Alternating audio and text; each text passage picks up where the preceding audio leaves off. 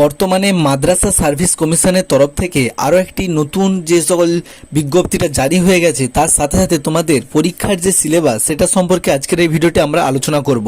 Already আপনারা thumbnail দেখেই প্রবেশ করেছেন, সেই কারণে আপনাদেরকে নিরাশ করব না। চলুন আমরা ভিডিওটাতে প্রবেশ করি। এবার কথাটা হচ্ছে, দেখো আমাদের যে প্রথমে দিয়ে দিয়েছে, দেখতে পাচ্ছ the West Bengal Madrasa service কমিশনের তরফ থেকে কি বলেছে না, কমিশনের 9/8/2024 তারিখের নোটিশ অনুযায়ী আগামী 1/9/2024 রবিবার গ্রুপ ডি লিখিত পরীক্ষা অনুষ্ঠিত হবে। অর্থাৎ তোমাদের পরীক্ষাটা কিন্তু 1/9/2024 রবিবার অনুষ্ঠিত হতে চলেছে, যেটাতে তোমরা কি করবে, এই ওয়েবসাইট অর্থাৎ এই যে wbmsc.com এই ওয়েবসাইটে এসে তোমাদের নিজস্ব রেজিস্ট্রেশন নাম্বার এবং জন্ম তারিখ দিয়ে এখানে অ্যাডমিট কার্ডটা তোমরা ডাউনলোড করবে। আর ইতিমধ্যেই তোমাদের কিন্তু স্পিড পোস্টের মাধ্যমে তোমাদের অ্যাডমিট কার্ড তোমাদের কাছে পাঠানো হয়ে গেছে এই ওয়েবসাইটের তরফ থেকে। এটা হচ্ছে মূল যে টপিকটা। এবার কথা হচ্ছে যে পরীক্ষা তো দিতে যাবে, তার সিলেবাসটা কি, সিলেবাস সম্পর্কিত জন্য আজকের ভিডিওটা তোমাদের জন্য। এবার বুঝতে হবে সিলেবাসটা জানার আগে কি ব্যাপারটা, কেন পরীক্ষা নিচ্ছে, কি ব্যাপার। দেখো এখানে 3টে স্টেপে পরীক্ষা হওয়ার কথা ছিল। ফার্স্ট স্টেপ এখানে দেখতে পাচ্ছ যে প্রিলিমিনারি পরীক্ষা 30 নম্বরে, তারপরে সেকেন্ড স্টেপ রিটিন এক্সামিনেশন 15 নম্বরে, তারপরে পার্সোনালিটি অর্থাৎ তোমাদের একটা ইন্টারভিউ 5 নম্বরে। এইভাবে ছিল এর সিলেকশন প্রসেস।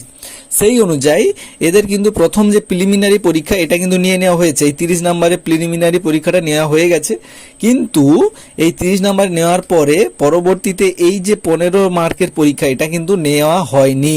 এই 15 নম্বরের পরীক্ষা যেটা সেটা নেওয়ার জন্যই কিন্তু মূলত তোমাদের এই পরীক্ষাটার ব্যাপারটা। এবার এটাতে কিন্তু 0.5 মার্কস করে আছে একটা কোশ্চেন, তোমাদের টোটাল থাকছে 30টা প্রশ্ন, সেক্ষেত্রে তোমাদের হয়ে যাবে 15 মার্কস। আর পার্সোনালিটি 5 মার্কস, সেটা পরে হবে। তো এই 15 নম্বরের কি কি সিলেবাসটা আছে সেটা আমরা দেখে নেব। দেখো প্রথমত আছে ইংলিশ, জেনারেল ইংলিশ রয়েছে, দেখতে পাচ্ছ তোমরা কি কি টপিকের উপরে রয়েছে দেখাচ্ছি।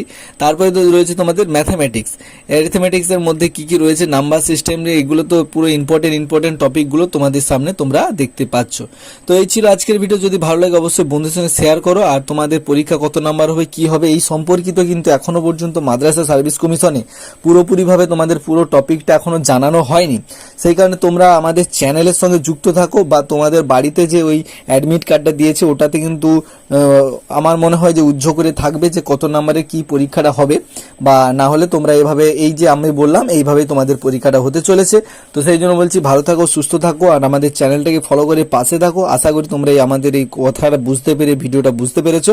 তো চলো দেখা হচ্ছে নতুন আরেকটি ভিডিও নিয়ে। তো তখন ভালো থাকো, সুস্থ থাকো, সতর্ক থাকো।